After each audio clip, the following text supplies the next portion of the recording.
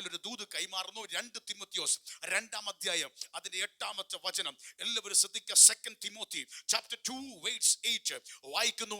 എല്ലാ പ്രിയപ്പെട്ടവരും ഈ ദൈവവചനത്തെ ശ്രദ്ധിക്കുക. യെസ്. ദാവീദിന്റെ സന്തതിയായി ജനിച്ച് മരിച്ചിട്ട് ഉയർത്തെഴുന്നേറ്റിരിക്കുന്ന യേശുക്രിസ്തുവിനെ ഓർത്തുകൊള്ളുക. അതാകുന്നു എന്റെ സുവിശേഷം. ഒന്നും കൂടെ വായിക്കുന്നു. എല്ലാ പ്രിയപ്പെട്ടവരും ശ്രദ്ധിക്കുക. മറ്റുള്ളവർ സ്ക്രീനിലേക്ക് ശ്രദ്ധിക്കുക. സിസ്റ്റർ വായിച്ചാട്ടെ. ദാവീദിന്റെ സന്തതിയായി ജനിച്ച് മരിച്ചിട്ട് ഉയർത്തെഴുന്നേറ്റിരിക്കുന്ന യേശുക്രിസ്തുവിനെ ഓർത്തുകൊള്ളുക.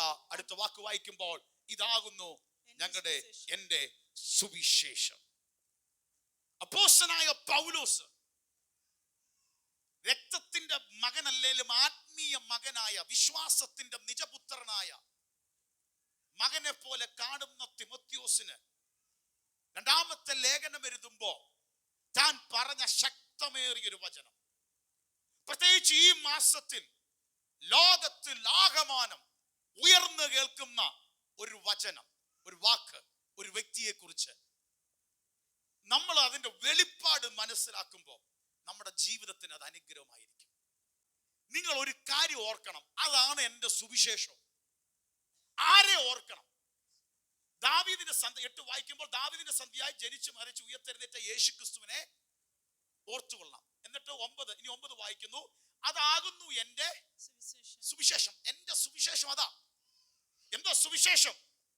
ദാവീദിന്റെ സന്തതിയാൽ ഒരുത്തൻ ജനിച്ചു, അവൻ മരിച്ചു, അവൻ ഉയർത്തെഴുന്നേറ്റ് ജീവിക്കുന്നു. അപ്പോസ്തലനായ പൗലോസ് കൊരിന്ത്യരിലെ സഭയ്ക്ക് ലേഖനം എഴുതുമ്പോൾ 15:3-4 വ്യക്തമായിട്ട് പറയുന്നുണ്ട്. ക്രിസ്തു നമ്മുടെ പാപങ്ങൾക്ക് വേണ്ടി തിരുവെഴുത്ത് പ്രകാരം മരിച്ച് അടക്കപ്പെട്ടു. 15:4 തിരുവെഴുത്തിൻ പ്രകാരം 3-ാം നാൾ അവൻ ഉയർത്തെഴുന്നേറ്റു. വെറുതെ അല്ല. ബൈബിൾ എന്ത് പറയുന്നു, തിരുവെഴുത്ത് എന്ത് പറയുന്നു, പഴയ നിയമ പ്രവചന പുസ്തകങ്ങൾ എന്ത് പറയുന്നു, അതനുസരിച്ച് അവൻ ജനിച്ചു, അതനുസരിച്ച് അവൻ മരിച്ചു, അതനുസരിച്ച് നമ്മുടെ പാപങ്ങൾക്ക് വേണ്ടി 3-ാം നാൾ ഉയർത്തെഴുന്നേറ്റു. അല്ല, ദാവീദിന്റെ സന്തതിയായി ജനിച്ച് മരിച്ച് ഉയർത്തെഴുന്നേറ്റ ആരെ ഓർക്കണം? നീ കർത്താവിനെ ഓർക്കണം. അതാകുന്നു ഞങ്ങളുടെ സുവിശേഷം. യേശു നമുക്ക് വേണ്ടി മരിച്ചു, അടക്കപ്പെട്ടു, ഉയർത്തെഴുന്നേറ്റു. ഇതാണ് ഗോസ്പൽ, സുവിശേഷം. എന്നിട്ടൊരു കാര്യം പറയുന്നുണ്ട്. ഈ പ്രസംഗിച്ചതിന്റെ പേരിൽ ഞാൻ എന്തിനാ കിടക്കുന്നതെന്ന് അറിയാമോ? ഈ സുവിശേഷം അറിയിച്ചതാ. ദുഷ്പ്രവൃത്തിക്കാരെ പോലെ, ഇംഗ്ലീഷിൽ വായിക്കുമ്പോൾ ഒരു ക്രിമിനലിനെ പോലെ ഞാൻ ചങ്ങല ധരിച്ചിരിക്കുകയാണ്. ഈ വചനം പ്രസംഗിച്ചതിന്റെ പേരിൽ എന്നെ ബന്ധിച്ച് ചങ്ങലക്കകത്ത് കാരാഗ്രഹത്തിലെ ഇരുട്ടറയിൽ. പക്ഷെ പൗലോസ് ഒരു സത്യം പറയാ തീമോത്തിയോസിനോട്, ഇന്ന് അറിയണ്ട ഒന്ന് നീ ഓർത്തോണം, എന്റെ സുവിശേഷം. ആരെ ഓർക്കണം? യേശു കർത്താവിനെ. അടുത്തത്, ഈ ദുഷ്ടപ്രവൃത്തിക്കാരനെ പോലെ ചങ്ങല ധരിച്ച് കഷ്ടം അവിടത്തെ കൊള്ളക്കാരനും പിടിച്ചുപറിക്കാരനും കിടക്കുന്ന പോലെ അതിനേക്കാൾ ക്രൂരമായി ചങ്ങലക്കകത്ത് ഞാൻ ഇപ്പോ കിടക്കുന്നു, കാരാഗ്രഹത്തിൽ. പക്ഷെ തിമോത്തിയോസേ, നീ ഒരു കാര്യം അറിയണം, ദൈവവചനത്തിനോ ബന്ധനമില്ല. ഇന്ന് നമുക്കുള്ള പ്രത്യാശ ഇതാ. വചനം പ്രസംഗിച്ച തിമോത്തിയോസിന് പറയാ, നിങ്ങൾ ഒരിക്കലും ഭാരപ്പെട്ട തിമോത്തിയോസേ, വചനം പ്രസംഗിച്ച എന്നെ പിടിച്ച് ജയിലിന്റെ അകത്ത് ഇട്ടപ്പെട്ടിരിക്കുക, പക്ഷെ പ്രസംഗിച്ച വചനത്തിനോ ബന്ധനമില്ല. ഹല്ലേലൂയ. എന്തിനെ ബന്ധിക്കാം, പക്ഷെ വചനത്തെ ബന്ധിക്കാൻ പറ്റത്തില്ല. ദൈവ വചനം വ്യാപരിക്കുന്നതാണ്. അത് വ്യാപരിച്ച ബന്ധനങ്ങളെ അഴിക്കുന്നതാണ്.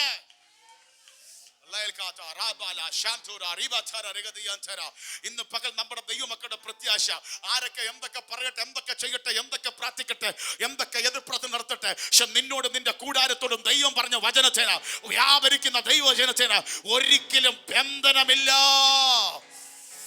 Hallelujah, hallelujah, hallelujah. വചനത്തിന് ബന്ധനമില്ല. അതാ കൊരിന്ത്യർക്ക് എഴുതുമ്പോൾ പ്രസിദ്ധമായ വചനം 1:18 ക്രൂശിന്റെ വചനം നശിച്ചു പോകുന്നവർക്ക് ഭോഷത്വം, രക്ഷിക്കപ്പെടുന്ന നമുക്കോ ദൈവശക്തിയാകുന്നു. നശിച്ചു പോകുന്നതിന് ഭോഷത്വം, എന്തോ ക്രൂശ്, എന്തോ വചനം.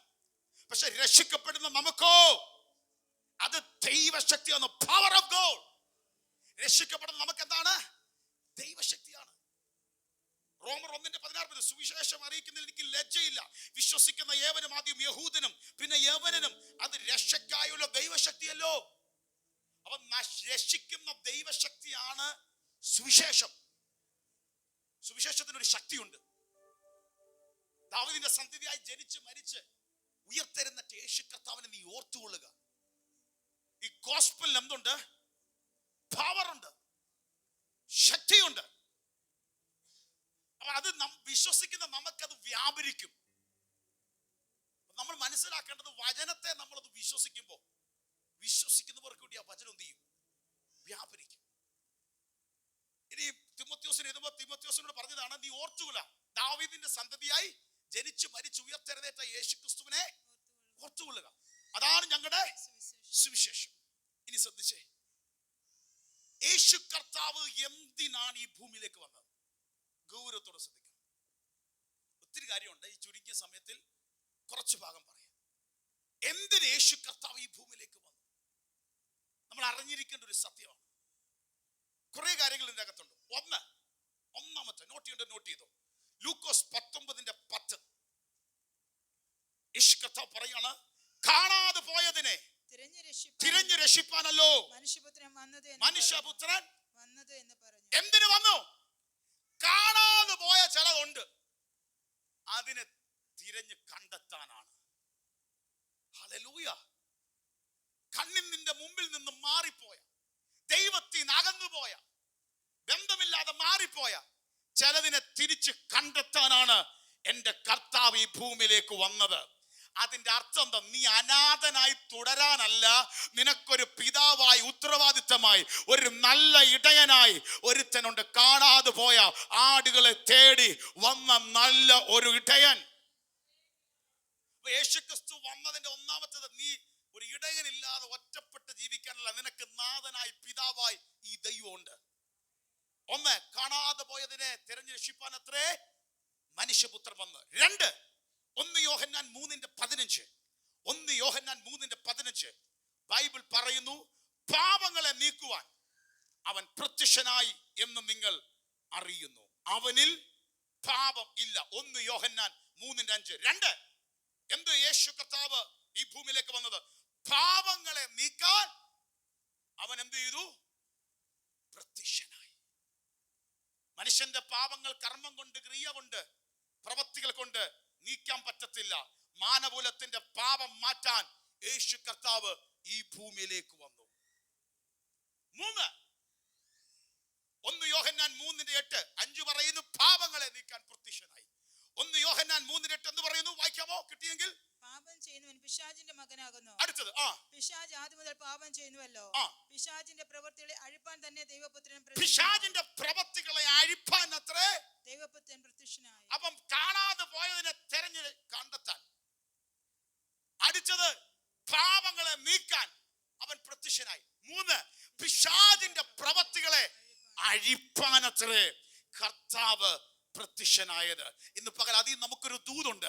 ജീവിതത്തിൽ ഏതൊക്കെ പിശാചിന്റെ പ്രവൃത്തി ഉണ്ടെങ്കിലും എന്റെ കർത്താവിന്റെ സുവിശേഷത്തിൽ വിശ്വസിക്കുന്ന ദൈവം ഇതിനോട് പറയുന്നു, പിശാചിന്റെ പ്രവൃത്തികൾ അഴിഞ്ഞിരിക്കും.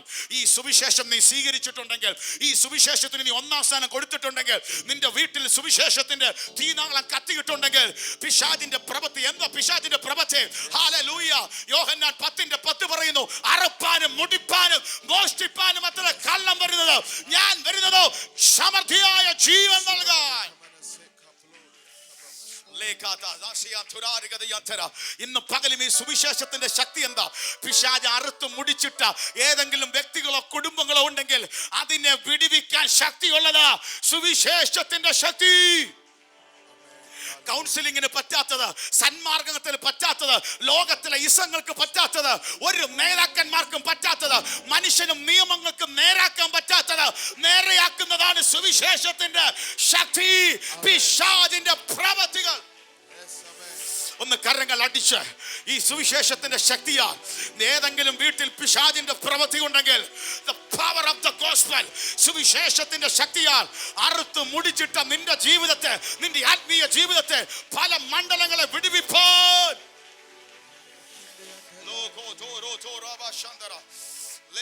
അതിലെ യേശു കർത്താവ് ഈ ഭൂമിയിലേക്ക് വന്നപ്പോ 38 ആണ്ട് കൊളക്കരെ കിടന്ന ബന്ധിക്കപ്പെട്ടവനെ കെട്ടടി കെട്ടഴിച്ച് പുറത്തു കൊണ്ടുവന്നു. ആലയത്തിനകത്ത് 18 വർഷം കൂനിയായ പിശാച് ബന്ധിച്ചവടെ കെട്ടഴിച്ച് ദൈവം പുറത്തു കൊണ്ടുവന്നു.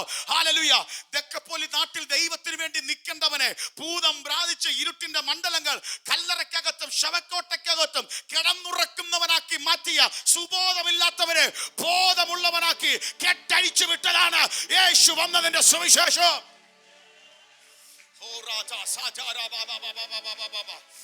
സുവിശേഷത്തിന് ശക്തിയുണ്ട്. സുവിശേഷത്തിന് ശക്തിയുണ്ട്. വെറുതെ വന്ന് കൈകൊട്ടി പാടുകയല്ല. നിന്റെ കുടുംബത്തെ മാറ്റാൻ, നിന്റെ വ്യക്തികളെ മാറ്റാൻ, നിന്റെ കെട്ടഴിക്കാൻ, നിന്റെ കൂടാരത്തിൽ വിടുതൽ ചെയ്യാൻ, നിന്റെ ഭാവിയെ തിരിക്കാൻ.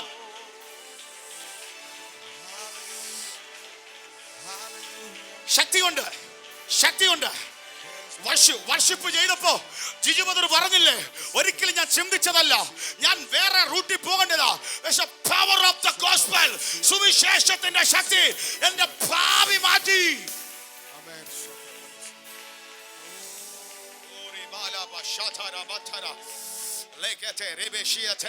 എന്തോ ആരോടൊക്കെ ദൈവം പറയുന്നു, നിന്റെ ഭാവിയെ മാറ്റാൻ ഈ ഗോസ്പലിന് ശക്തിയുണ്ട്. വിശ്വസിക്കണം. അതുകൊണ്ട് ഇടയ്ക്കിടയ്ക്ക് നമ്മൾ രക്ഷിക്കപ്പെട്ടു എന്ന് പറഞ്ഞുകൊണ്ടിരുന്നിട്ട് കാര്യമില്ല. ഇടയ്ക്കിടയ്ക്ക് ഒന്ന് ഓർക്കണം, എന്തുവാ ഈ സുവിശേഷം ഞാൻ വിശ്വസിച്ചേ. വിശ്വാസത്തിൽ വളർന്ന തീമോത്തിയോസിനോടാ പറഞ്ഞത്, നീ ഒരു കാര്യം നീ ഓർക്കണം, മരിച്ചു ഉയർത്തെഴുന്നേറ്റ യേശുവിനെ ഓർത്തോള. Power of the gospel ഓർക്ക.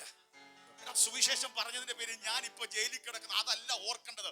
നിന്റെ പ്രതിസന്ധിയോ നിന്റെ മുമ്പിൽ കിടക്കുന്ന ബന്ധനങ്ങളോ അടയപ്പെട്ട വാതിലല്ല ഓർക്കേണ്ടത്. അതുക്കും മീതെ നിൽക്കുന്നതാണ് സുവിശേഷത്തിന്റെ ശക്തി. അത് വ്യാപരിച്ചാൽ തുറക്കേണ്ടത് തുറക്കും, പൊട്ടേണ്ടത് പൊട്ടും, അഴിയേണ്ടത് അഴിയും. എന്തോ സുവിശേഷത്തിന്റെ ശക്തി നിന്റെ വീട്ടിൽ ഇത് ദിവസങ്ങളിൽ ചലിക്കാൻ പോയ പിശാചിന്റെ പ്രവൃത്തികളെ അഴിപ്പാൻ.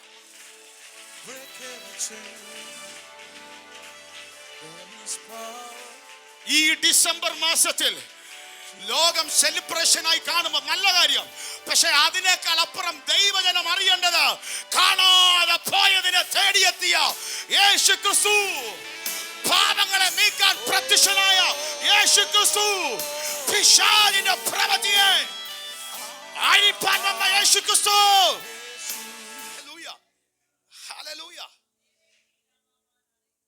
അടുത്തത് യേശുക്രിസ്തു ഈ ഭൂമിയിലേക്ക് വന്നത് ഇതേപോലെ 1 യോഹന്നാൻ 4:9 ദൈവം തന്റെ ഏകജാതന്റെ പുത്രനെ നാം അവനിൽ ജീവിക്കേണ്ടതിന് ഈ ലോകത്തിലേക്ക് അയച്ചു എന്നുള്ളതിൽ ദൈവത്തിന് നമ്മളുള്ള സ്നേഹത്തെ പ്രത്യക്ഷമായി. എന്ത് സുവിശേഷം? യേശു എന്തിനാ വന്നേ? ഇനി നീ അവനെ ജീവിക്കണം. അതൊന്ന് കാണിക്കുന്നു, നിങ്ങൾക്ക് അത് മനസ്സിലാവുന്നത് അതാണോ കാണിച്ചേക്കുന്നത്?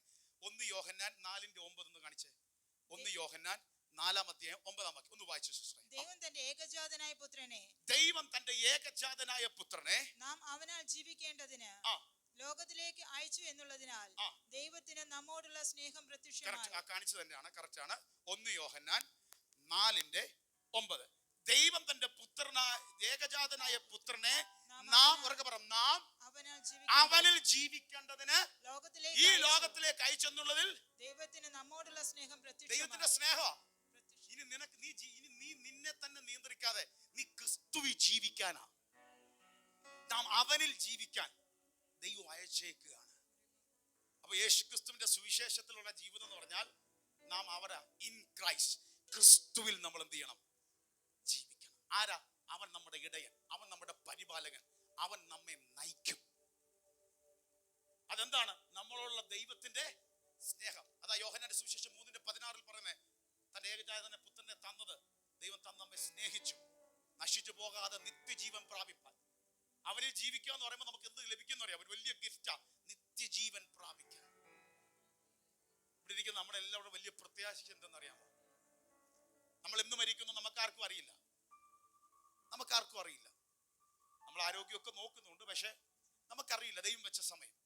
പക്ഷെ മരണത്തിനപ്പുറം നമ്മുടെ ആത്മാവിന്റെ ഒരു നിത്യത കിട്ടുന്നത് എന്റെ കർത്താവിൽ കൂടാ. ചിലർ ചോദിക്കാറുണ്ട്, ഞങ്ങൾക്ക് യേശുവിനെ വേണ്ട, ഞങ്ങൾക്ക് കൈകൊട്ടി പാട്ട് വേണ്ട. ശരിയാ, ഞങ്ങൾക്ക് എന്തോ വേറെ കുഴപ്പമൊന്നുമില്ലല്ലോ, നിങ്ങൾ പ്രാർത്ഥിച്ച് പ്രത്യേക വിഷയമൊന്നും ഞങ്ങൾക്ക് വേണ്ട. ശരിയാണ്, നിങ്ങൾ പറയുന്നത് ശരിയായിരിക്കാം, പക്ഷെ നിന്റെ മരണത്തിനപ്പുറം നിന്റെ ആത്മാവിന് മരണമില്ല. ഹല്ലേലൂയ. ഏതൊക്കെ പെട്ടിക്കകത്തടക്കിയാലും ഏതൊക്കെ മണ്ണിന്റെ അകത്ത് കുഴിച്ചിട്ടാലും ആത്മാവിന് അത് ഉടയവന്റെ അടുത്തേക്ക് ചെല്ലും. അതിന് നിത്യതയുണ്ട്. അത് എവിടെ വാരണമെന്ന് തീരുമാനിക്കുന്നത് ഇവിടെ ഭൂമിയിൽ കർത്താവുമായിട്ടുള്ള ബന്ധമാണ്. നിത്യം നരകത്തിലേക്ക് പോണോ, നിത്യായുഗം യേശുവത്ത് വാരണമോ? യേശുവിനെ സ്വീകരിക്കുമ്പോൾ പവർ ഓഫ് ദ ഗോസ്പൽ, സുവിശേഷത്തിന്റെ ശക്തി, അത് നമ്മുടെ ജീവിതത്തിൽ നിത്യജീവൻ എന്നത്. ഇനി ഒരു കാര്യമുണ്ട്. അപ്പോസ്തല പ്രവൃത്തി 3:26. എന്തിന് യേശു കർത്താവ് ഭൂമിയിലേക്ക് വന്ന? അഞ്ചാമത്തെ കാര്യം, എന്തിന് യേശു കർത്താവ് ഭൂമിയിലേക്ക് വന്ന? പ്രവൃത്തികളുടെ പുസ്തകം അപ്പോസ്തല പ്രവൃത്തി 3:26 ബൈബിൾ പറയുന്നു, നിങ്ങൾക്ക് ആദ്യമേ ദൈവം തന്റെ ദാസനായ യേശുവിനെ എഴുന്നേൽപ്പിച്ച് ഓരോരുത്തനെ അവനവന്റെ അകൃത്യങ്ങളിൽ നിന്ന് തിരിക്കുന്നതിനാൽ നിങ്ങളെ അനുഗ്രഹിക്കേണ്ടതിന് അവനെ അയച്ചിരിക്കുന്നു. നമ്മെ അനുഗ്രഹിപ്പാൻ ദൈവം തന്റെ പുത്രനെ അയച്ചിരിക്കുന്നു. സുവിശേഷത്തിൽ എല്ലാവരും ശ്രദ്ധിച്ചേ, എന്തിനെ ഭൂമിയിലേക്ക് കർത്താവിനെ അയച്ചേ? അകൃത്യങ്ങളിൽ നിന്ന് നമ്മൾ തിരിഞ്ഞ് ആ ദൈവത്തിന്റെ ബ്ലെസ്സിംഗ് നമ്മുടെ ജീവിതത്തിൽ പ്രാപിക്കാനാണ്. ഹല്ലേലൂയ. ഇനി ശ്രദ്ധിച്ചേ, ഈ ഭൂമിയിലേക്ക് എന്തിനു വന്നെന്ന് മനസ്സിലായി. എന്താ ഇതിന് വരാൻ കാരണം? ഇനി ഒരു 5 മിനിറ്റ് ശ്രദ്ധിക്കേ. നമുക്കറിയാം, ഉൽപ്പത്തി പുസ്തകം 1, 2, 3 അധ്യായങ്ങൾ പരിശോധിക്കുമ്പോൾ ദൈവം ഭൂമിയിലെ പൊടി കൊണ്ട് മനുഷ്യനെ സൃഷ്ടിച്ചു. ജീവശ്വാസമൂതി ജീവനുള്ള ദേഹിയായി തീർന്നു. ബൈബിൾ പരിശോധിക്കുമ്പോൾ ദൈവം അവനെ സങ്കീർത്തനം 8 പറയുന്നുണ്ട്, മർത്യനെ നീ ഓർക്കേണ്ടതിന് എന്തുമാത്രം, നീ അവനെ ദൈവത്തെക്കാൾ അല്പം മാത്രം താഴ്ത്തി തേജസ്സും ബഹുമാനവും അണിയിച്ചിരിക്കുന്നു. തേജസ്സും ബഹുമാനം അണിയിച്ച് തേജസ്സിന്റെ ശരീരമായി ദൈവം മനുഷ്യനെ സൃഷ്ടിച്ച്, ബൈബിൾ പറയുന്ന ഉൽപ്പത്തി 2:8 മുതൽ വായിക്കുമ്പോൾ, ദൈവം കിഴക്ക് ഏദനിൽ ഒരു തോട്ടമുണ്ടാക്കി, ആ തോട്ടത്തിൽ മനുഷ്യനെ ആക്കി. തോട്ടം കാപ്പാനും വേല ചെയ്യുവാനും മനുഷ്യനെ ആക്കി. എന്നിട്ട് ആ ഉൽപ്പത്തി 2:15 തൊട്ട് അത് കാണിക്കുന്നത് നല്ലതാ. യഹോവയായ ദൈവം മനുഷ്യനെ കൂട്ടിക്കൊണ്ടുപോയി ഏദൻ തോട്ടത്തിൽ വേല ചെയ്യുവാനും അത് കാപ്പാനും ആക്കി. 26, 16, 17. യഹോവയായ ദൈവം മനുഷ്യനോട് കൽപ്പിച്ചത് എന്തെന്നാൽ, തോട്ടത്തിലെ സകല വൃക്ഷങ്ങളുടെയും ഫലം നിനക്ക് ഇഷ്ടം പോലെ തിന്നാം, എന്നാൽ നന്മ തിന്മകളെ കുറിച്ചുള്ള അറിവിന്റെ വൃക്ഷത്തിൻ ഫലം തിന്നരുത്, തിന്നുന്ന നാളിൽ നീ മരിക്കും. അപ്പൊ അവരോട് പറഞ്ഞു, നന്മ തിന്മ എല്ലാം കഴിക്കാം, പക്ഷെ നന്മ തിന്മ കുറിച്ച് തിരിച്ചറിയുന്ന ഈ വൃക്ഷത്തിന്റെ ഫലം നീ എന്ത് ചെയ്യരുത്, കഴിച്ചാൽ തിന്നുന്ന നാളിൽ നീ മരിക്കും. അത് അവിടെ കാണിക്കുക. അതിനുശേഷം മരിച്ചായിട്ട് നമ്മൾ കാണുന്നില്ല. ആത്മീയ മരണം, സ്പിരിച്വൽ ഡെത്ത്, ദൈവത്തിൽ നിന്ന് അകലുന്നതിന് പറയുന്ന ആത്മീയ ഭാഷയാണ് ആത്മീയ മരണം. തിന്നുന്ന നാളിൽ നീ മരിക്കും. മുന്നോട്ട് പോയി, പക്ഷേ പിശാച് കൗശലം പ്രവർത്തിച്ചു. ഉപായത്തിൽ ഹവ്വായെ ചതിച്ചു. ഇത് തിന്നാൽ നല്ലതാണ്, ദൈവത്തെ പോലാവും, ജ്ഞാനം പ്രാപിക്കും എന്ന് പറഞ്ഞു. കാണാൻ നല്ല ഭംഗിയുള്ളത്, തിന്നാൻ കൊള്ളാമെന്ന് പറഞ്ഞു. പ്രലോഭനം. അന്നും ഇന്നും ആ മനുഷ്യനെ അങ്ങനെയാണ് പ്രലോഭനത്തിൽ വീഴ്ത്തുന്നത്. ഹല്ലേലൂയ. കാരണം അതിൽ വീഴ്ത്തിയാൽ ഇവനെ കൊണ്ട് വെച്ചിരിക്കുന്ന തേജസ്സിന്റെ ശരീരമായി ഒരു വലിയ മഹത്വത്തോടെ ദൈവം വാഴിക്കാൻ വെച്ചതാ. പക്ഷേ അത് മനസ്സിലായില്ല. ശ്രദ്ധിച്ചോ, ഇത് മനസ്സിലായാൽ ഞാൻ ഈ പറയാൻ പോകുന്ന 2 മിനിറ്റുകൾ നിങ്ങൾക്ക് ബൈബിളിനെ കുറിച്ച് എന്താണ് ബൈബിൾ നിങ്ങൾ മനസ്സിലാക്കാൻ പോകാം. ഹല്ലേലൂയ. അങ്ങനെ മനുഷ്യൻ ദൈവത്തോട് അനുസരണക്കേട് കാണിച്ചു. ആദാമും അവളിൽ നിന്നും ഹല്ലേലൂയ ഹവ്വയും ആദാമും ദൈവം പറഞ്ഞതിന് വിരോധമായി ആ വൃക്ഷത്തിന്റെ ഫലം കഴിച്ചു. ഫലം കഴിച്ചപ്പോ സംഭവിച്ചത് അവരുടെ കണ്ണു തുറന്നപ്പോ അവർ നോക്കുമ്പോൾ ഞങ്ങൾ നഗ്നരെന്ന് തോന്നി. അപ്പൊ അതുവരെ തോന്നാത്ത എന്താ? തേജസ്സും ബഹുമാനം അണിയിച്ച തേജസ്സിന്റെ ശരീരമായിരുന്നു. പക്ഷെ പാപം അകത്ത് കയറിയപ്പോൾ, പാപം എന്ന് പറഞ്ഞാൽ ഒറ്റ വാക്കി പറയാം, അനുസരണക്കേട്, ഡിസൊബീഡിയൻസ്. അപ്പൊ ബാക്കിയൊക്കെ എന്തോ പാസ്റ്ററെ, അതൊക്കെ അതിന്റെ അനന്തര ഫലങ്ങളാണ്. ഒന്നാമത് പാപം എന്ന് പറഞ്ഞാൽ അനുസരണക്കേടാണ്. കാരണം പിശാചാണ് ഈ അനുസരണക്കേടിന്റെ പിന്നിൽ. അനുസരണക്കേട് എന്ന് പറയുമ്പോൾ മനസ്സിലായിക്കോണം, അത് പാപമാണ്. ദൈവം പറഞ്ഞു അത് ചെയ്യരുത്, ബാക്കിയെല്ലാം നിനക്ക് അനുഭവിക്കാം. വാഴാൻ വിളിച്ചതാ, ബ്ലസ് ചെയ്തതാ. പക്ഷെ അനുസരണക്കേട് കാണിച്ചപ്പോ ആ തേജസ് മാറി. അതാ റോമർ 3:23 പറഞ്ഞത്, എല്ലാവരും പാപം ചെയ്ത് ദൈവ തേജസ് നഷ്ടപ്പെട്ടു. നഗ്നരെന്ന് തോന്നി. ഇനി ശ്രദ്ധിച്ചോണം, അവരെന്തോ ചെയ്യുന്നത്? അപ്പനാണ് എപ്പോഴും ശ്രദ്ധിക്കണം. ദൈവത്തിൽ നിന്ന് അകന്നപ്പോ മുതൽ മനുഷ്യൻ ചെയ്യുന്ന പണി 3:7 തൊട്ട് വായിച്ചേ. ഉൽപ്പത്തി പുസ്തകം 3:7. ഉൽപ്പത്തി പുസ്തകം 3-ാം അധ്യായം 7 മുതലുള്ള വാക്യങ്ങൾ. ഉടനെ ഇരുവരുടെയും കണ്ണു തുറന്നു. തങ്ങൾ നഗ്നരെന്ന് അറിഞ്ഞു. അത്തിയിലെ കൂട്ടി തുന്നി തങ്ങൾക്ക് അരയാട ഉണ്ടാക്കി. ഇവര് തന്നെ ചെയ്തു. എന്തിനാ? ഇത് നഗ്നത നമുക്ക് തോന്നി. ഇനിയാണ് ഏറ്റവും ശ്രദ്ധിക്കേണ്ടത്. 8-9. വെയിലാറിയപ്പോൾ യഹോവയായ ദൈവം തോട്ടത്തിൽ നടക്കുന്ന ഒച്ച അവർ കേട്ടു. മനുഷ്യനും ഭാര്യയും യഹോവയായ ദൈവം തങ്ങളെ കാണാതിരിപ്പാൻ തോട്ടത്തിലെ വൃക്ഷങ്ങളുടെ ഇടയിൽ ഒളിച്ചു. വെയിലാറിയപ്പോൾ ദൈവത്തിന്റെ ശബ്ദം ഒച്ച കേട്ടപ്പോ ഇവർ ഓടി ഒളിച്ചു. കാരണം ദൈവം കാണാതിരിപ്പാൻ വൃക്ഷങ്ങളുടെ ഇടയിൽ ഒളിച്ചു. ഒരു ചോദ്യമുണ്ട് 3:9. യഹോവയായ ദൈവം മനുഷ്യനെ വിളിച്ചു. നീ എവിടെ എന്ന് ചോദിച്ചു. നീ എവിടെ? ഇന്നും ദൈവം മാനവകുലത്തോട് ചോദിക്കുന്ന ഒരു ചോദ്യമാ. ആദാമേ, മനുഷ്യവർഗമേ, നീ എവിടെ? നീ ദൈവത്തിൽ നിന്ന് അകന്നതുകൊണ്ടാ സ്വയം നീതിയും സ്വയം കർമ്മങ്ങളും സ്വയം ക്രിയകളും ഒക്കെ ചെയ്ത് ഓടി ഒലിച്ചു മാറി നിൽക്കുന്ന ഒരു തലമുറ. അതാ നിന്നോട് പറഞ്ഞത്, നീ തിന്നുന്ന നാളിൽ നീ മരിക്കും. ആത്മീയ മരണം സംഭവിച്ചു. ഓടി ഒളിച്ചു. ഹല്ലേലൂയ. എന്നിട്ട് ചോദിച്ച ചോദ്യമുണ്ട്. ഹല്ലേലൂയ. ആദാമേ, നീ എവിടെ? കാരണം എന്താ? 3:10 വായിച്ചേ. തോട്ടത്തിൽ നിന്റെ ഒച്ച കേട്ടിട്ട് ഞാൻ നഗ്നനാകൊണ്ട് ഭയപ്പെട്ട് ഒളിച്ചു എന്ന് അവൻ പറഞ്ഞു. കണ്ടോ? ആ പാപം കേറിയപ്പോ ഭയം കേറി. നഗ്നനാണെന്ന് തോന്നി, ഒളിച്ചു മാറി, ദൈവത്തിൽ നിന്ന് അകന്നു മാറി. അത് തന്നെയല്ലേ ഇന്നത്തെ തലമുറകൾ ചെയ്യുന്നത്?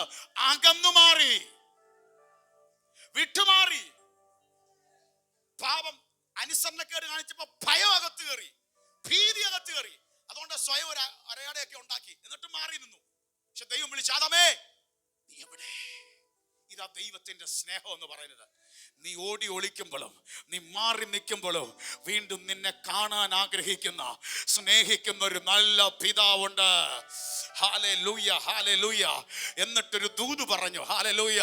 എന്നിട്ട് ആ വഞ്ചിച്ച പിശാചിനോട് പറയുന്നു, ഹല്ലേലൂയ, നിന്റെ സന്തതിയും ഇവന്റെ സ്ത്രീയുടെ സന്തതിയും തമ്മിൽ ഒരു ശത്രുത്വം ഉണ്ടാകോ. അവന്റെ സന്തതി നിന്റെ തലയെ തകർക്കും. ഹല്ലേലൂയ. ഒരു പ്രവചനം കൂടെ സർവശക്തനായ ദൈവം ഒരാലോചന കൈമാറി. എന്നിട്ടൊരു സംഭവമുണ്ട്. ഹല്ലേലൂയ. നമ്മൾ വായിക്കുമ്പോ പ്രവചനം പറഞ്ഞിട്ട് ഉൽപ്പത്തി 3:21. യഹോവയായ ദൈവം ആദാമിനും അവന്റെ ഭാര്യയ്ക്കും തോൽ കൊണ്ട് ഉടുപ്പുണ്ടാക്കി അവരെ ഉടുപ്പിച്ചു. ഇവരിട്ടത് ദൈവം മാറ്റി. എന്നിട്ട് തോല് കൊണ്ട് എന്ത് ചെയ്തു? ഒരു ഉടുപ്പുണ്ടാക്കി കൊടുത്തു. ശ്രദ്ധിച്ചോ? യേശു എന്തിനീ ഭൂമിയിലേക്ക് വന്നു? നിങ്ങൾക്കറിയാം, ഒരു തോൽ എവിടുന്നാ കിട്ടുന്നേ? മൃഗത്തിന്റെ. അതിനാദ്യം എന്ത് ചെയ്യണം? അറക്കണം, രക്തം ഒഴുകും. അത് മാറിയിട്ടാണ് ഒരു തോല് എടുക്കുന്നത്. ആ തോല് കൊണ്ട് അവന്റെ നഗ്നത മറച്ചു. ഹല്ലേലൂയ. അത് തന്നെയാണ് മനുഷ്യവർഗം ദൈവത്തിൽ നിന്ന് അകന്നു മാറി പല അത്തിയിലകൾ തുന്നിക്കെട്ടുന്ന പോലെ ആചാരങ്ങളും അനുഷ്ഠാനങ്ങളും കൊണ്ട് ചെയ്ത് പൂർത്തീകരിക്കാൻ പറ്റാത്തത്. ഹല്ലേലൂയ. പുതിയ നിയമത്തിലേക്ക് വരുമ്പോൾ കാലസമ്പൂർണതയിൽ മറിയുടെ ഉദരത്തിൽ നിന്ന് ഒരുത്തൻ ജനിച്ചു. ഹല്ലേലൂയ. അവന്റെ പേരത്ര യേശു ക്രിസ്തു. അവന് ദൈവത്തിന്റെ ദൂതൻ ഗബ്രിയേൽ വന്ന് ദൂത് പറഞ്ഞു, ഇവന് എന്ത് പേരിടണമെന്നറിയാമോ? യേശു. കാരണം മനുഷ്യന്റെ പാപങ്ങളിൽ നിന്ന് അവനെ രക്ഷിക്കുന്നത് കൊണ്ട് യേശു എന്ന് പേരിടണം. ഹല്ലേലൂയ. സംഭവിച്ചത് എന്താണെന്നറിയാമോ? ഈ യേശു ഈ ഭൂമിയിലേക്ക് വന്നു. കാണാതെ പോയ നമ്മെ, ഹല്ലേലൂയ, ആ തോലണിയിക്കുന്നത് പോലെ ദൈവത്തിന്റെ കുഞ്ഞാടായ യേശു കർത്താവ് നമുക്ക് വേണ്ടി കാൽവരയിൽ തകർക്കപ്പെട്ട് അവസാന തുള്ളി രക്തം വരെ നമുക്ക് വേണ്ടി ഒരുക്കി തന്ന് നമ്മെ വിടുവിച്ച ദൈവം. ബൈബിൾ പറയുന്നു, അവന്റെ രക്തത്താൽ അകന്നുപോയ നമ്മെ, എഫെസ്യർ 2 പറയുന്നു, ക്രിസ്തുവിനോട് നിരപ്പിച്ചു. ഹല്ലേലൂയ. വിശുദ്ധ ബൈബിൾ വായിക്കുമ്പോൾ ഹല്ലേലൂയ നമുക്കൊരു കാര്യം കാണിക്കാൻ സാധിക്കും. ഹല്ലേലൂയ. 2 തെസ്സലോനിക്കർ 2:14 ഒന്ന് എടുത്തേ. 2 തെസ്സലോനിക്കർ 2:14. 2 തെസ്സലോനിക്കർ 2:14. 2 തെസ്സലോനിക്കർ 2:14. നമ്മുടെ കർത്താവായ ആ. യേശുക്രിസ്തുവിന്റെ മഹത്വം പ്രാപിപ്പാനല്ലോ ആ. അവൻ ഞങ്ങളെ സുവിശേഷ ഘോഷണത്താൽ ആ. നിങ്ങളെ രക്ഷയ്ക്ക് കണ്ടോ, വിളിച്ചു. എന്തിനാ സുവിശേഷ ഘോഷണത്താൽ ഒരുത്തൻ രക്ഷിക്കപ്പെടുമ്പോൾ എന്ത് കിട്ടുമെന്നറിയാമോ? ക്രിസ്തുവിന്റെ മഹത്വം പ്രാപിപ്പാനാ. നമ്മൾ റോമർ വായിച്ചതുപോലെ എല്ലാവരും പാപം ചെയ്ത് ദൈവദേശം നഷ്ടപ്പെട്ടു വീണ്ടും ഒരുത്തൻ സുവിശേഷത്തിൽ വിശ്വസിക്കുമ്പോൾ ദൈവത്തിന്റെ മഹത്വം പ്രാപിക്കുകയാണ്. ഹല്ലേലൂയ. നമ്മുടെ പാപങ്ങൾ കഴുകപ്പെട്ട് നമ്മളായി മറച്ച അത്തിയിലകൾ വലിച്ചു മാറ്റിയിട്ട് ആ തോല് കൊണ്ട് ഉടുത്തതുപോലെ യേശുവിന്റെ രക്തത്താൽ നീതി എന്ന വസ്ത്രം നമ്മെ ധരിപ്പിച്ച് ദൈവം നമ്മെ നിർത്തിയിരിക്കുകയാണ്. കാണാതെ പോയതിനെ തിരഞ്ഞു തേടിയെത്തിയ കർത്താവ് നമ്മളെല്ലാം തിരഞ്ഞു തേടിയെത്തി. നമുക്കെല്ലാവർക്കും വേണ്ടി കാൽവറിയിൽ അറുക്കപ്പെട്ടു. അവസാന തുള്ളി രക്തം വരെ നമുക്ക് വേണ്ടി ഒരുക്കി തന്നു. എല്ലാവരും ശ്രദ്ധിച്ചോണം. ഒരുത്തൻ യേശുക്രിസ്തുവിൽ വിശ്വസിച്ച് സുവിശേഷത്തിൽ വിശ്വസിക്കുമ്പോൾ ആദ്യം അവന് ലഭിക്കുന്നത് സത്യം പറഞ്ഞാൽ അവന്റെ മഹത്വം പ്രാപിക്കുക. ഇത് കാൽവറി ഇത് ഏദനിൽ നഷ്ടപ്പെട്ടു. പാപം ചെയ്തു ദൈവ തേജസ് നഷ്ടപ്പെട്ടപ്പോൾ അവർ വസ്ത്രം ധരിച്ചത്. ഇനി നമുക്ക് കിട്ടിത്തുടങ്ങി. നമ്മുടെ അകത്തിരിപ്പുണ്ട്. ഹല്ലേലൂയ. ഇതങ്ങോട്ട് വർദ്ധിക്കാൻ പോവുക. അതാണ് ബൈബിൾ പറഞ്ഞ 2 കൊരിന്ത്യർ പറയുന്നുണ്ട്, തേജസ്സിന്റെ മേൽ തേജസ് പ്രാപിച്ച് ഇനി ഒരെണ്ണം കിട്ടി. ഇത് വർദ്ധിച്ചുകൊണ്ടിരിക്കുക. റോമർ 8:18 നമ്മളിൽ വെളിപ്പെടാനുള്ള തേജസ് വിരായിച്ചാൽ ഈ കാലങ്ങളുടെ കഷ്ടങ്ങൾ സാരമല്ല. മഹത്വത്തിൽ നിന്ന് മഹത്വത്തിലേക്ക്, മഹത്വത്തിൽ നിന്ന് മഹത്വത്തിലേക്ക് അങ്ങ് നിത്യതയിൽ ചെല്ലുമ്പോൾ അതിന്റെ പൂർത്തീകരണം പ്രാപിക്കും. കാണാതെ പോയതിനെ തേടി രക്ഷിപ്പാൻ യേശു കർത്താവ് ഈ ഭൂമിയിലേക്ക് വന്ന്, ഹല്ലേലൂയ. അതാണ് നഷ്ടപ്പെട്ട മകന്റെ ഉപമ പറയുമ്പോൾ നിങ്ങൾ ശ്രദ്ധിച്ചോണം. ഹല്ലേലൂയ. മകൻ നഷ്ടപ്പെട്ട ആ വാക്കൊന്ന് ശ്രദ്ധിച്ചേ. ഹല്ലേലൂയ. എല്ലാവരും ഒന്ന് ശ്രദ്ധിച്ചേ. ഹല്ലേലൂയ. ലൂക്കോസിന്റെ സുവിശേഷം 15-ാം അധ്യായം. നമുക്കറിയാം, ഒരു അപ്പൻ മകനോട് അടുത്തേക്ക് മകൻ വന്നു സ്വത്ത് ചോദിച്ചു. അവൻ ആ സ്വത്തുമായി പോയി വിറ്റ് നാനാവിധമാക്കി നാശകോലാഹലമാക്കിയിട്ട്, ഹല്ലേലൂയ, അവനൊരു തീരുമാനം എടുക്കുന്നുണ്ട്. ഹല്ലേലൂയ. ലൂക്കോസ് 15 എടുത്തേ. ലൂക്കോസിന്റെ സുവിശേഷം 15-ാം അധ്യായം. ഹല്ലേലൂയ. അതിന്റെ 18 തൊട്ടൊക്കെ ഒന്ന് വായിച്ചേ. ഞാൻ എഴുന്നേറ്റ് അപ്പന്റെ അടുക്കൽ ചെന്ന് അവനോട്, അപ്പാ, ഞാൻ സ്വർഗത്തോടും നിന്നോടും പാപം ചെയ്തിരിക്കുന്നു. ഇനി നിന്റെ മകൻ എന്ന പേരിനു ഞാൻ യോഗ്യനല്ല. നിന്റെ കൂലിക്കാരിൽ ഒരുത്തനെ പോലെ എന്നെ ആക്കണമേ എന്ന് പറയുമെന്ന് പറഞ്ഞു. അങ്ങനെ അവൻ എഴുന്നേറ്റ് അപ്പന്റെ അടുക്കൽ പോയി. ദൂരത്തു നിന്ന് തന്നെ അപ്പൻ അവനെ കണ്ടു മനസ്സലിഞ്ഞ് ഓടിച്ചെന്ന് അവന്റെ കഴുത്ത് കെട്ടിപ്പിടിച്ചു അവനെ ചുംബിച്ചു. മനസ്സലിയുന്ന പിതാവ്. ആദാമേ, നീ എവിടെ? നീ ഓടി മാറാതെ തിരിച്ചപ്പന്റെ അടുത്തേക്ക് വാ. നിനക്ക് നഷ്ടപ്പെട്ട മഹത്വത്തെ തിരിച്ചു തരുന്നതാണ് ഈ സുവിശേഷം. ഇന്ന് പകൽ ചിലരോട് നിനക്ക് ജീവിതത്തിൽ നഷ്ടപ്പെട്ടത് എന്തുണ്ടോ അത് തിരിച്ചു തരാൻ ഈ സുവിശേഷത്തിന് ശക്തിയുണ്ട്. എന്നിട്ട് വേഗത്തിൽ വായിച്ചു. മകൻ അവനോട്, അപ്പാ, ഞാൻ സ്വർഗത്തോടും നിന്നോടും പാപം ചെയ്തിരിക്കുന്നു. ഇനി നിന്റെ മകൻ എന്ന് വിളിക്കപ്പെടുവാൻ ഞാൻ യോഗ്യനല്ല എന്ന് പറഞ്ഞു. അപ്പൻ തന്റെ ദാസന്മാരോട്, വേഗം മേൽത്തരമായ അങ്കി കൊണ്ടുവന്ന് ഇവനെ ധരിപ്പിച്ചു. കണ്ടോ, വേഗം മേൽത്തരമായ അങ്കി കണ്ടോ. അങ്ങ് ഏതെങ്കിലും ദൈവം കൊടുത്തു. ഇവിടെ ഉപമ പറഞ്ഞപ്പോൾ നഷ്ടപ്പെട്ട് തിരിച്ചു വരുന്നവന് നിനക്കൊരു മേൽത്തരമായ അങ്കിയുണ്ട്. നീ ഏത് പാപത്തിന്റെ ചേറ്റുകുടയിൽ കിടന്നാലോ, ആരും അംഗീകരിക്കാത്തവനെ കിടന്നാലോ, അംഗീകരിക്കുന്ന ഒരു അങ്കി എൻ്റെ ദൈവം നിനക്ക് തരാം. ഇവിടെ ഇരിക്കുന്ന എല്ലാവരോടും പറയാം, ഒരു അങ്കി കിട്ടിയിട്ടുണ്ട്. ഈ കത്രിമേശ ഇവിടെ ഇരിക്കുമ്പോൾ, ഹല്ലേലൂയ, യേശുക്രിസ്തുവിന്റെ രക്തത്താൽ കരികൾ പ്രാപിച്ച ദൈവ പൈതലേ, മറ്റുള്ളവർ അംഗീകരിച്ചില്ലേലോ സ്വർഗത്തിലെ അപ്പൻ അംഗീകരിക്കുന്ന ഒരു അങ്കി നിന്റെ മേൽ ഇട്ടിട്ടുണ്ട്. രക്തത്താൽ നീ നീതിമാൻ. സുവിശേഷത്തിന്റെ ശക്തി മനസ്സിലായോ? നിനക്കൊരങ്കി കിട്ടി. ഇതുവരെ നീയായിട്ട് തുന്നി ഉണ്ടാക്കിയ അത്തിയിലകൾ പോലെ നീ സ്വയമേ നീതീകരിച്ച് സ്വയം കർമ്മം ചെയ്ത് സ്വയം ക്രിയ ചെയ്ത് നടന്നു. പക്ഷെ അതല്ല, സ്വർഗത്തിലെ ദൈവം നിനക്കൊരു വസ്ത്രം ഒരുക്കി വെച്ചിട്ടുണ്ട്. അതിന്റെ തേജസ് വർദ്ധിച്ചുകൊണ്ടിരിക്കും. തേജസ് വർദ്ധിച്ചുകൊണ്ടിരിക്കും. അങ്ങ് നിത്യതയെ ചെല്ലുമ്പോൾ അത് വർദ്ധിക്കും, വർദ്ധിക്കും. തേജസ്സിന് മേൽ തേജസ് പ്രാപിക്കും.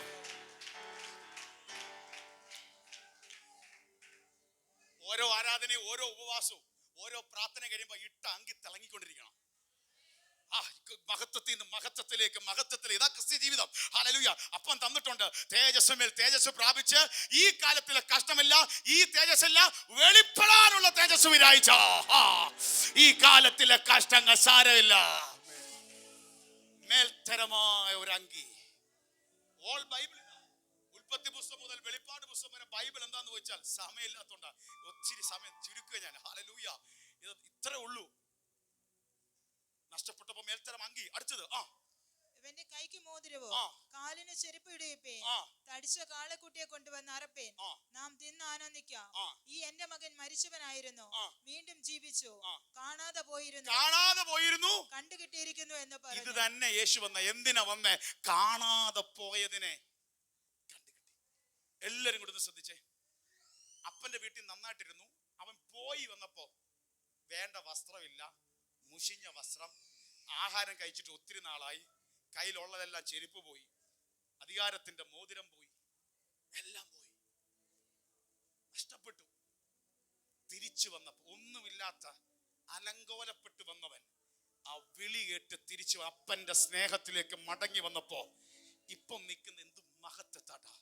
അങ്കി, വസ്ത്രം, ചെരുപ്പ്, അധികാരത്തിന്റെ മോതിരം, ഇതെല്ലാം കൊണ്ട് കാണാൻ എന്ത് ബ്യൂട്ടിഫുൾ ആയിട്ടാണ് നിൽക്കുന്നത്. ഇതാ സുവിശേഷത്തിന്റെ ശക്തി. അലങ്കോലപ്പെട്ട നിന്റെ ജീവിതത്തെ അത് ആത്മീയം മാത്രമല്ല, അത് ഭൗതിക മണ്ഡലത്തിൽ ചെയ്തെടുക്കാൻ എന്റെ ദൈവം വിശ്വസ്തനാണ്. ഹല്ലേലൂയ! നിന്റെ ജീവിതത്തെ മഹത്വത്തിലേക്ക് ദൈവം കൊണ്ടുവരും. ഇന്നും ദൈവം വിളിക്കുക. നിന്റെ നഗ്നത മാറ്റും, നഷ്ടപ്പെട്ടത് തിരിച്ചു തരും, നിന്നെ ചേർത്ത് നിർത്തും, നിന്റെ വിശപ്പ് മാറ്റും. ആദാമേ, നീ ഓടി ഒലിക്കാതെ മടങ്ങി വാ.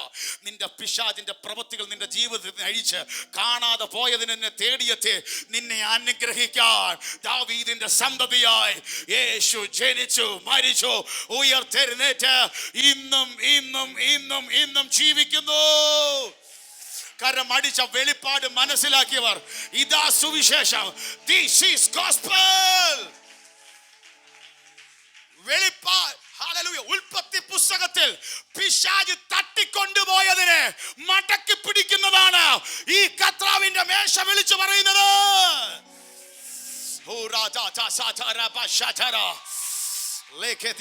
നഷ്ടപ്പെട്ടത് മടക്കി പിടിക്കോ, നഷ്ടപ്പെട്ട മഹത്വം മടക്കി പിടിക്കോ, നഷ്ടപ്പെട്ട തേജസ്സിന്റെ വസ്ത്രം മടക്കി പിടിക്കോ.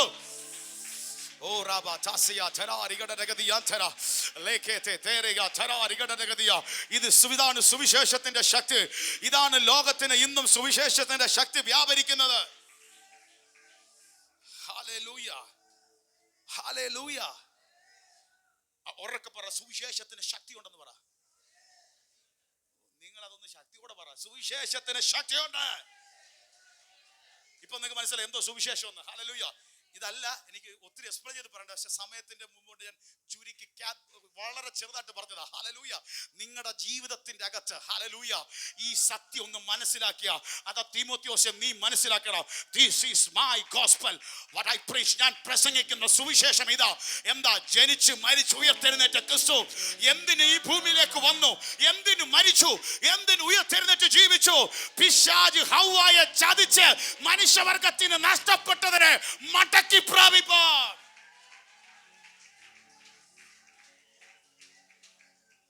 മടക്കി പിടിക്കണം. ഇന്നൊരു ദൂത് കൂടെ പറയാ. അതിനെ ഭൗതിക വശത്തിലേക്ക് പറയാം. നഷ്ടപ്പെടുത്തി പിശാച് കൊണ്ടുപോയതിനെ സുവിശേഷത്തിൽ വിശ്വസിച്ച് നിനക്ക് മടക്കി പിടിക്കാം. ഹല്ലേലൂയ. എന്നെ അംഗീകരിക്കണ്ടെന്ന് പറഞ്ഞ ഈ അപ്പൻ്റെ അടുത്തേക്ക് മോൻ വന്നു. പക്ഷെ അപ്പൻ അതല്ല, വാ മോനെ, ഇല്ലെങ്കിൽ ഞാൻ എല്ലാം തരാം. ഹല്ലേലൂയ. അവന്റെ വയറ് നിറച്ച് തടിച്ച കാളക്കുട്ടി അറുത്തു കൊടുത്തു. ഇന്ന് പകൽ നിന്റെ മേൽ നിറവിനെ ദൈവം അയക്കോ.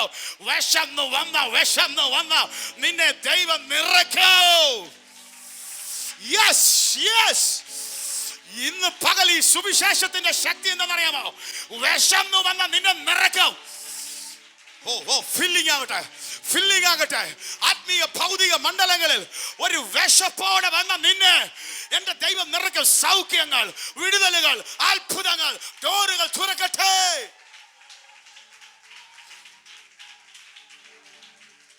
This is the gospel. ഉൽപ്പത്തി പുസ്തകത്തിൽ നഷ്ടപ്പെട്ടു പോയ ദൈവ തേജസ് തിരിച്ചു പിടിക്കുന്നതാണ് സുവിശേഷം.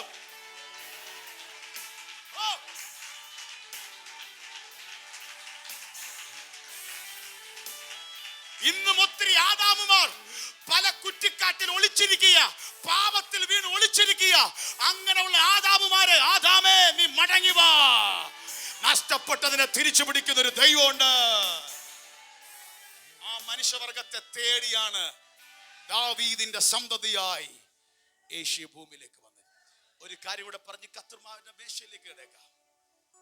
യേശു വന്നു ദാവീദിന്റെ സന്ധ്യ ഈ ഭൂമിയിൽ വന്നു. അതെന്തിനാ? നമ്മുടെ പാപങ്ങൾക്ക് വേണ്ടി. കാണാതെ പോയതിനെ തേടി നമ്മെ അനുഗ്രഹിപ്പാൻ, പിശാചിന്റെ പ്രവൃത്തി അഴിപ്പാൻ, നമുക്ക് വേണ്ടി മരിച്ചടക്കപ്പെട്ട് ഉയർത്തെഴുന്നേൽക്കും. പക്ഷെ അവൻ വീണ്ടും വരും. എബ്രായർ 9:28. ക്രിസ്തുവും അങ്ങനെ തന്നെ അനേകരുടെ പാപങ്ങളെ ചുമപ്പാൻ ഒരിക്കൽ അർപ്പിക്കപ്പെട്ടു. തനിക്കായി കാത്തു നിൽക്കുന്നവരുടെ രക്ഷയ്ക്കായി അവൻ പാപം കൂടാതെ രണ്ടാമതും പ്രത്യക്ഷനാകും. എന്തു ഭാഗ്യകരമായ പ്രത്യാശ! പാപപരിഹാരത്തിനായി അവൻ ഈ ഭൂമിയിലേക്ക് വന്നു. ഇനി രണ്ടാമതും അവൻ പ്രത്യക്ഷനാകും. അന്ന് ക്രിസ്മസ് പോലെ ആഘോഷിക്കാൻ പുൽക്കൂടും കാര്യങ്ങളൊന്നും കാണില്ല. അന്ന് എന്തിനാന്നറിയാമോ വരുന്നേന്നറിയാമോ? തനിക്കായി കാത്തു നിൽക്കുന്നവരുടെ ആ തേജസ്സേറിയ അനുഭവത്തിലേക്ക് വരാൻ അവൻ രണ്ടാമതും പ്രത്യക്ഷനാകും. അതെന്തൊരു വലിയ ഭാഗ്യകരമായ അവസ്ഥയാണ്. അവൻ രണ്ടാമതും വരും. ആരെ ചേർപ്പാൻ? നേരത്തേത് അലഞ്ഞു തിരിഞ്ഞു പോയി കാണാതെ പോയതിനെ കണ്ട് രക്ഷിപ്പാൻ. ഇപ്പൊ വരുന്നത് കാണാതെ പോയതിനല്ല, രണ്ടാമത് വരുന്നത് കാത്തു നിൽക്കുന്നവരെ. ഉറക്കെ പറ, കാത്തു നിൽക്കുന്നത്. ആദ്യം കാണാതെ പോയതിനെ തേടി, ഇനി വരാൻ പോകുന്നത് കാണാതെ പോയതിനെ തേടിയല്ല. നമ്മെ പോലെ രക്തത്താൽ കരുകൾ പ്രാപിച്ച് ആത്മാവിൽ ആരാധിച്ചും നിന്നയും പരിഹാസം കേട്ടും ഉപവസിച്ചും പ്രാർത്ഥിച്ചും കർത്തൃമേശ എടുത്തും കാത്തിരിക്കുന്ന തന്റെ ജനത്തെ തേടാൻ എന്റെ യേശു വീണ്ടും വരും.